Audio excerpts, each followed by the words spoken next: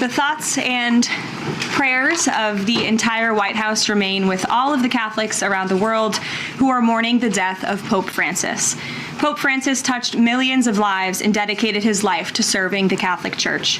As a mark of respect for his memory, President Trump ordered flags be flown at half-staff, and he will be traveling to attend his funeral in Rome. The president will depart from Washington on Friday morning and return to the United States on Saturday evening following the funeral service. I can also confirm the dates of the president's trip to the Middle East. He will travel to Saudi Arabia, Qatar, and the United Arab Emirates from May 13th until May 16th. And on Thursday of this week, President Trump will welcome Norwegian Prime Minister at the White House for a working visit. The two leaders will discuss trade and regional security. This will be the 13th head of state visit of President Trump's term already. At the border, President Trump continues to deliver on his promise to make America safe again. The Wall Street Journal captured the Trump effect in a recent article. Border crossings grind to a halt as Trump's tough policies take hold. U.S. Customs and Border Protection recorded its lowest southwest border crossings in history in March, and we're seeing the same successes at our northern border. Here's how the New York Post put it. Northern border sector previously overrun by illegal migrants sees dramatic drop in crossings. We haven't seen anyone since November, end quote. According to U.S. Customs and Border Protection, just 54 illegal aliens were apprehended in the Swanton sector of our northern border, which stretches more than 300 miles in March. This is a drastic 95% drop from the more than 1,000 border crossings that were caught in March 2024. This is a main hotspot area that recorded more than 80% of all apprehensions along the northern border during the 2024 fiscal year. And new reporting from the Washington Times fully highlights the difference in Joe Biden's disgraceful approach to the border compared to President Trump's. Under Trump, border catch and release has dropped 99.99% from worst Biden month. You can't get much better than that. This statistic in particular is astounding. Border Patrol agents caught and immediately released 189,604 illegal aliens into the United States in December 2023 at the height of the Biden border crisis. But under President Trump, Border Patrol agents caught and released only 20 illegal aliens into the U.S. in the month of February. Thanks to President Trump, operational control of the border is becoming a reality, and the administration's historic enforcement measures are yielding huge results. Illegal aliens are finally getting the blunt message. If you cross the border illegally, you will be swiftly deported and never return to the United States of America.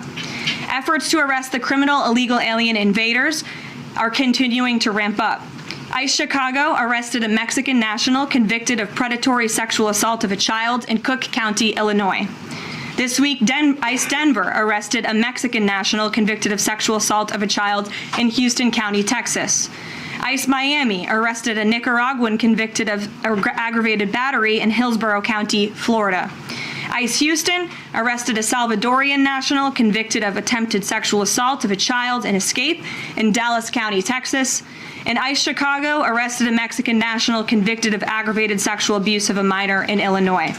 Despite the Democrats' insane objections, President Trump will continue to embolden law enforcement officers to arrest dangerous legal alien criminals and keep our communities safe. And also thanks to President Trump's America First economic approach, investments continue to pour into our country. Swiss pharmaceuticals company announced they will be investing $50 billion in the United States over the next 5 years, creating 12,000 new quality jobs. Regeneron Pharmaceuticals also agreed to pay Fujifilm Technologies more than $3 billion over the next decade to help manufacture its medicines in the United States. It's a top priority for President Trump to ensure we are producing critical medicines and pharmaceutical drugs right here in America, and that is exactly what we continue to see happen every day. In other news, the Trump administration has announced we will put an end to Joe Biden's illegal student loan bailout attempts. No student loan has been referred to collection since March of 2020. That comes to an end. On May 5th, the Department of Education will resume involuntary collections for borrowers with defaulted federal student loans. The student loan portfolio controlled by the federal government is nearly $1.6 trillion, but fewer than 4 out of 10 borrowers are in repayment. This is unsustainable, unfair, and a huge liability for American taxpayers. Debt cannot be wiped away.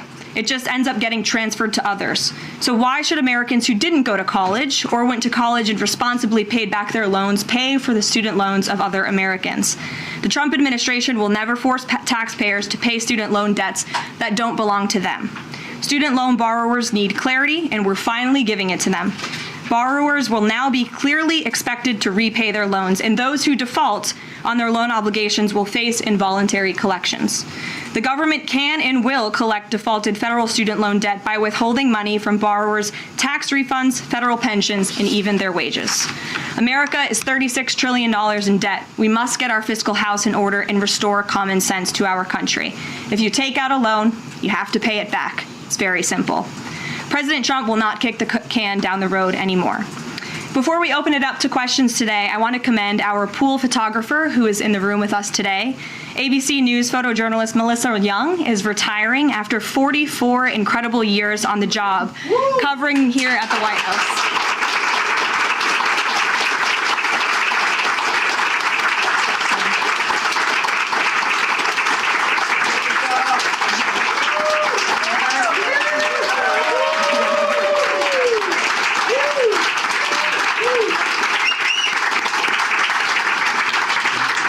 Melissa, congratulations. You have the largest round of applause I've ever heard in this room. So there's something we can all agree on, and you've had an incredible career here covering the White House. So congratulations to you, and we hope you enjoy retirement. I'm sure you will. And everybody else in the room will be very jealous of you as you're enjoying your rest. All right, let's get to it. We have an individual in our new media seat today. His name is Tim Pool. He's a political commentator and a media entrepreneur with millions of followers, a very big platform. Currently hosts Timcast IRL, a daily news and discussions show, and The Culture War, a weekly podcast exploring cultural and political issues. His programs feature in-depth conversations on topics such as free speech, censorship, identity politics, and societal change, often engaging with a diverse range of guests. He's in Washington today because we are also hosting a local media row across the street in the Eisenhower building, which is a testament to our commitment to bring new voices into the White House to cover the president and this administration. So Tim, why don't you kick us off today?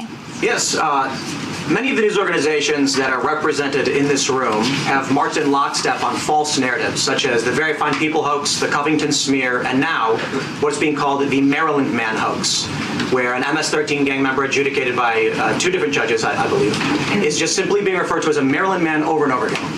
Now, in an effort from the White House to expand access to new companies, you've created this new media seat. So I'm wondering if you can comment on following this expansion, you've had numerous outlets disparage the companies that you've had sit here, as well as the reporters. I'm wondering if you can comment on that unprofessional behavior, as well as elaborate if there's any plans to expand access to new companies. Sure. Well, we certainly welcome diverse viewpoints in this room, which is one of the reasons we have you in here, and there's many new faces in this room in comparison to the previous administrations. We want to welcome all viewpoints into this room. We welcome unbiased journalists who really care about the truth and the facts and the accuracy, and you rightfully pointed out the Maryland Man story, which I, from this podium, when The Atlantic published it on that very first day, I came to this podium and said, this is wrong. The press in this room have this story wrong, and we have seen more and more evidence come to the table that we have had all along. We were always right. The president was always on the right side of this issue to deport this illegal criminal from our community, and it is despicable to see the media continue to refer to this individual as someone who is just a peaceful man living his life in Maryland. This was and always has been an illegal criminal, an MS-13 gang member, and a designated foreign terrorist, and the administration maintains our position to deport these individuals from our communities. So thank you for being here, Tim. It's great to see you. Thank you. Dasha, why don't you kick us off? Thank you, Carol. You're welcome. I really appreciate it. I have 2 questions, one on the Pentagon and another on the economy. You said on Fox News that the entire Pentagon is working against Secretary Hegseth, but the people who were fired were Hegseth's own guys. So how do you square that, and what do you say to concerns that that's bad management? They were Pentagon employees who leaked against their boss to news agencies in this room. And it's been clear since day one from this administration that we are not going to tolerate individuals who leak to the mainstream media, particularly when it comes to sensitive information. And the Secretary of Defense is doing a tremendous job, and he is bringing monumental change to the Pentagon. And there's a lot of people in this city who reject monumental change, and I think, frankly, that's why we've seen a smear campaign against the Secretary of Defense since the moment that President Trump announced his nomination before the United States Senate. Let me reiterate, the President stands strongly behind Secretary Hegseth in the change that he is bringing to the Pentagon, and the results that he's achieved thus far speak for themselves. Is there an FBI investigation into the leaks? The Secretary said that these people would be prosecuted, so is the FBI investigating? You'd have to ask the FBI, you have to ask the Department of Justice on what they plan to do, but certainly we take leaks with the utmost seriously across this administration. You've seen people fired from the Department of Homeland Security. The President has made it clear it's an unacceptable behavior. And on the economy, Caroline, Peter Navarro said that it's perfectly possible to do 90 deals in 90 days. We haven't seen one just yet. How soon might we see a deal, and what evidence can you share that progress is being made in these trade negotiations? Sure. Well, I spoke to our entire trade team this morning. There is a lot of progress being made. We now have 18 proposals on paper that have been brought to the trade team. Again, these are proposals on paper that countries have proposed to the Trump administration and to our government.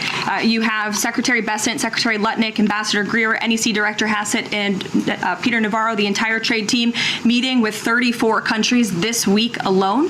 We are moving at Trump speed to ensure these deals are made on behalf of the American worker and the American people. And just yesterday, it seemed to get a little bit lost in the news, and I think it's a disservice to the American public that it did. The Vice President announced terms of reference for a trade deal with India. That is a big deal.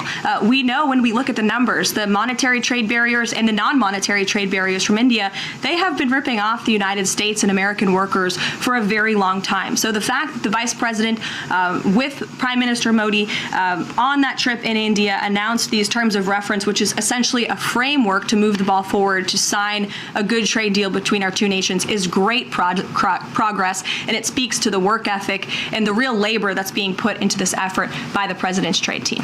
Sure. Go ahead.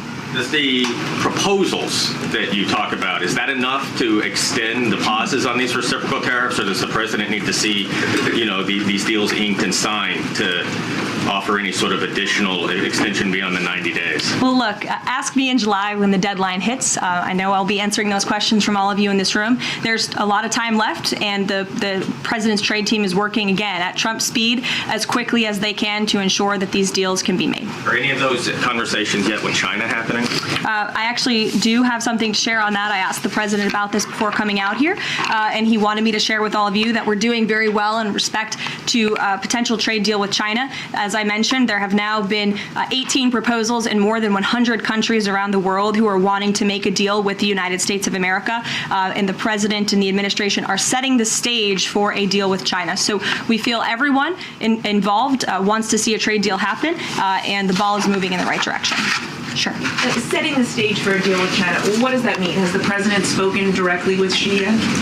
I don't have anything to read out on a direct talk between the President and President Xi, but we will continue to keep you updated. And Secretary Bessent reportedly today told investors that the trade standoff with China he expects will be de-escalating soon because, as he described it, reportedly the situation is unsustainable. Is the President considering taking steps to de-escalate the situation with China? Again, I just read you words directly from the President of the United States. Those are moments ago. That's where his head is at right now. Caroline. Sure. Caroline, I had two questions, one on immigration and one on China. First on immigration. Roughly how many illegal immigrants and aliens do we have in our country, and how many does the administration plan on deporting? Sure. Well, you'd have to ask the Department of Homeland Security for a specific number, but we suspect it's definitely in the millions, perhaps upwards of 20 million people that were allowed into the country illegally by the previous administration. And the President and his team are focused on deporting as many as we possibly can, and they are moving as quickly as possible. The President's team has made it clear we need more funding from Congress to do more. We need more ICE agents out on the ground doing this very important work.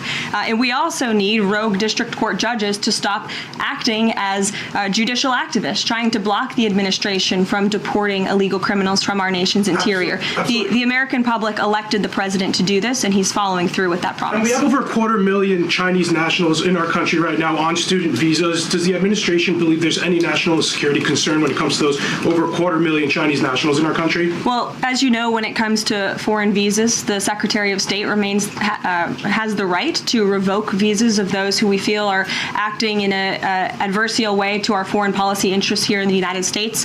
He has that authority according to the Immigration and Nationality Act. So I would defer you to the State Department for any individual case, but they are looking at individuals who are given the privilege of being on a visa in our country, and if they are acting, again, adversarial to our foreign policy interests, their visa can be revoked, and they should be aware of that. Sure. Go ahead. Yes. I'm calling on you. Thank you, Caroline. You're welcome. Within the last few weeks, several countries have warned their citizens about travel to the U.S., and the Department of Commerce's own stats know that from a lot of countries, the number of visitors is falling. Does the White House have any message for people that might be reconsidering business or tourism travel to the U.S.? Where did you see that report? With the statistics coming from the Department of Commerce. Said what? It's hard to hear you. Sorry. That visitors from a lot of countries have fallen in the last 3 months. I'd have to look at that report to comment on the merits of it. I think most people around the world recognize the United States of America is a great place to do business. It's a beautiful place to visit, and they should certainly come here because it's a much safer country than it was 4 years ago under the previous president. Libby, good to see you. Caroline, a question about this upcoming announcement from HHS to ban food dyes. During the first week of the administration, the FDA announced that it's pulling its plan to ban menthol cigarettes. So 2 questions for you. How do you square a ban on menthol cigarettes being pulled and then announcing this ban on food dyes? And then how does the president feel about this upcoming ban that RFK is going to announce? Sure. Well, look, the Secretary of Health and Human Services, the president nominated him because he trusts him to make this country healthy again. It's not just a slogan, it really is a movement that has broken ground across the country. There's millions of people who believe in RFK Jr., Secretary Kennedy, and what he's doing. I don't want to get ahead of HHS with this historic announcement later and the details of it, but obviously the Secretary feels that he has reason and evidence to announce the ban on artificial dyes later, and I'll let him speak to that this afternoon. Phil.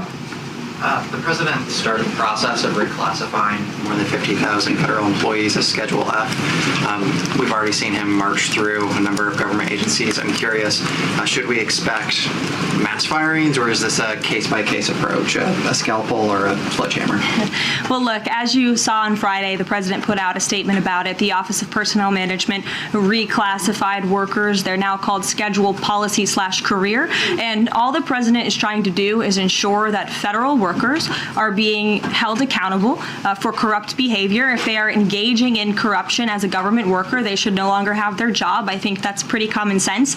He also believes that bureaucrats should be acting in accordance to the will of the American public, who duly elected this president. Not just this president, but all future presidents. If you work for the government, you should be adhering to the will of the American public and advancing the administration's goals and interests. And if you are not doing that, then you should go find another job whose interests you align with. So as for specific firings, I would defer you to the specific agencies, but the president in this move and Office of Personnel Management, it will make it easier to get rid of rogue bureaucrats who are engaging in corruption. And then another quick question about Sure. Google real quick. A federal court ruled last Thursday that Google's dominance of online advertising and ad tech markets violated U.S. antitrust laws. I know the president has spoken to a number of folks in big tech, and Google CEO was even at his inauguration. I'm curious, what is the president's reaction to that court ruling? I'll have to ask him, and I'll get back to you, Phil. Thank you, Caroline. You're welcome. John. Thanks a lot, Caroline. Some economic questions for you. Kevin Hassett has been a key economic advisor to the president in both of his terms. In 2022... And he still is. And he still is. He was just in my office. Absolutely. In 2022, he said that the independence of the Fed is super important. That's a direct quote. Is that something that the president subscribes to? Does he still believe in the independence of the Federal Reserve? Look, I think the president has made his position on the Fed and on Powell quite clear. The president believes that they have been making moves and taking action in the name of politics rather in the name of what's right for the American economy. The president has the right to express his displeasure with the Fed, and he has the right to say he believes interest rates should be lower. He believes Americans should be able to borrow money cheaper than they currently are right now. And And I also spoke to Kevin Hassett about the Fed as well, and he has called into question the Fed's independence and whether they are actually doing things, again, out of the best interest of the economy, or are they doing it for partisan reasons. The president wants to see interest rates lower. He has made that quite clear. We've also seen, if I may, I'm sorry, one more, Caroline, just about, I said two economic questions. About the dollar, we've seen the dollar at multi-year lows versus the euro and other currencies around the world. Is it the administration's policy for a strong dollar? How does it view the dollar versus other currencies around the world? The president wants to see the dollar remain as the world's reserve currency for our long-term fiscal stability and our economic growth. He's been quite clear about that. Sure. Two questions. And then to the woman behind you, who I haven't seen before, welcome. Go ahead, Mary. Earth Day and then the Supreme Court, if that's okay. That's right. It's Earth Day. Yes. Happy Earth Day, everyone. I saw the president truthing about the garbage pileup from China in the Pacific, and then I believe Lee Zeldin is headed to San Diego to investigate the pile of sewage from Mexico. Can you speak to what the White House has planned for Earth Day and anything in that arena? Sure.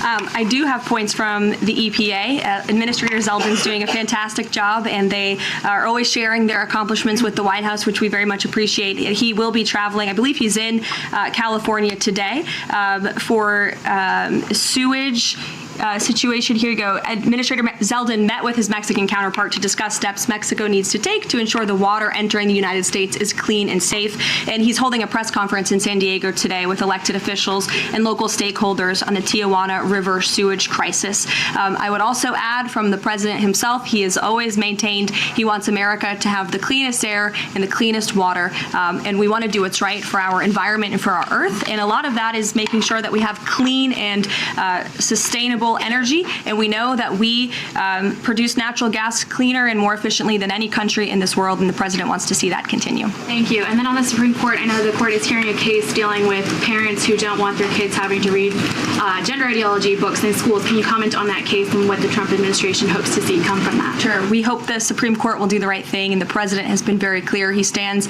on the side of parental rights, and he believes strongly that parents should have a greater say in their children's education and the content, if you will, that children are being exposed to in our public school system. Sure. Go ahead. Caroline, thank you. Hi. I'm Carolina Lumetta with World News Group. The administration ended some temporary protections for Afghans, including several hundred Christians who have been punished by the Taliban.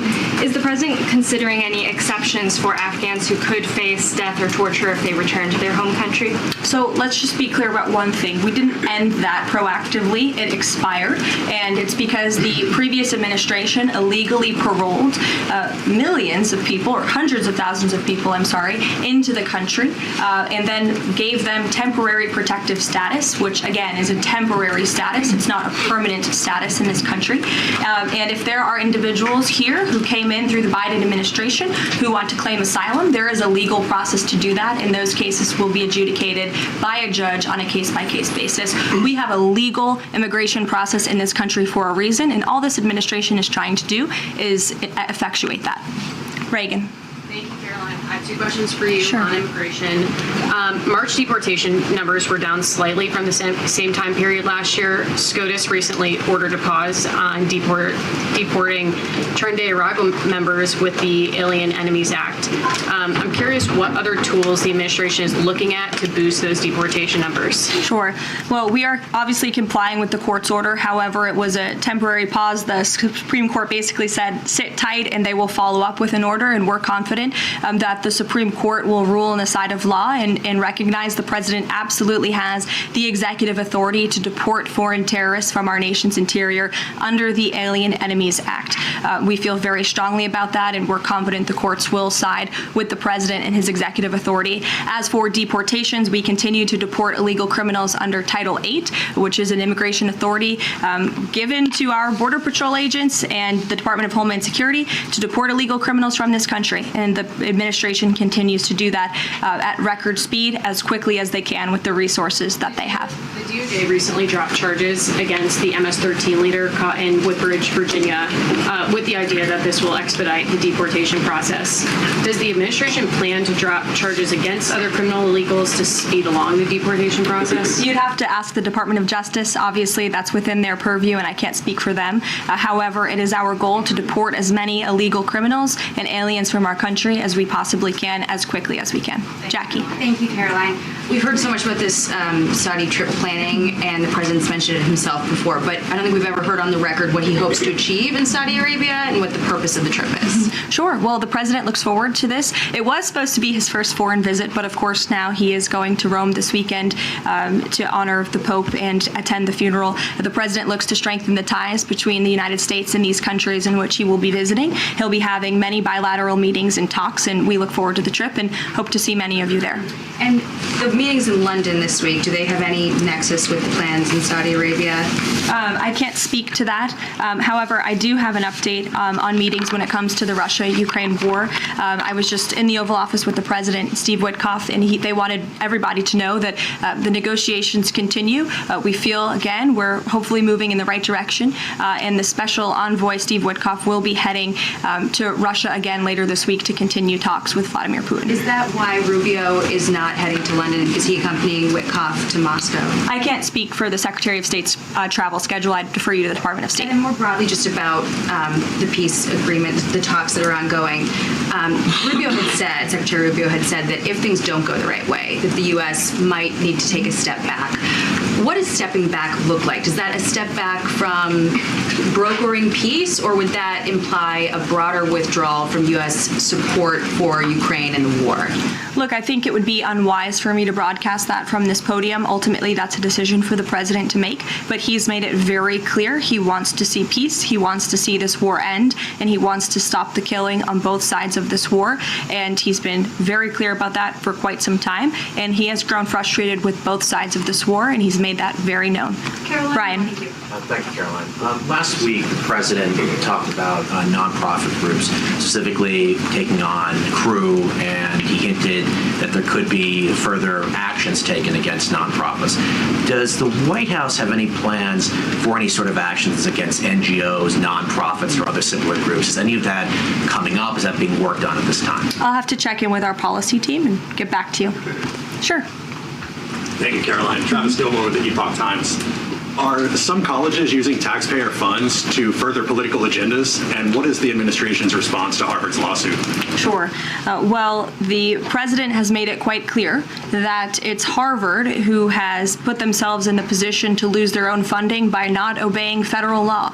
And we expect all colleges and universities who are receiving taxpayer funds to abide by federal law. It's quite simple. And the president made it clear he's not going to tolerate violations of federal law. He's not going to tolerate illegal harassment and violence towards Jewish American students or students of any faith on our campuses across the country. And so we will be responding to the lawsuit in court. And again, it's quite simple. If you want federal dollars, obey federal law. And just to quickly follow up on China, any response to reports that China is targeting U.S. trade allies with potential retaliatory measures for supporting U.S. agendas? I think the numbers and the sheer number of countries that have reached out to the United States and reached out to this administration to cut good trade deals speak for themselves. The entire world knows that they need the United States of America and they want to do business here. And so we'll stay focused on cutting good trade deals on behalf of the American worker. Stephanie.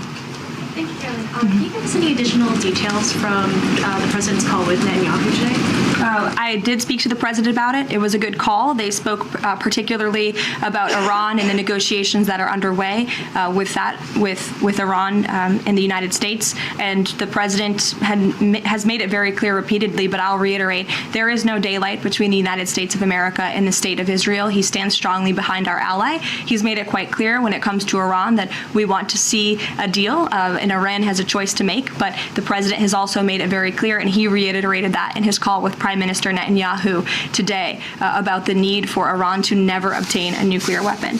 I do have one more bit of news that I would like to share with all of you. Just give me 1 second to find it. And it's in regards to the terrorist attack that took place in India earlier today. The president has been briefed by the National Security Advisor, and he's being kept up to speed as more facts are learned. What we know already, as dozens were killed and even more were injured in a brutal terrorist attack in a popular tourist location in South Kashmir.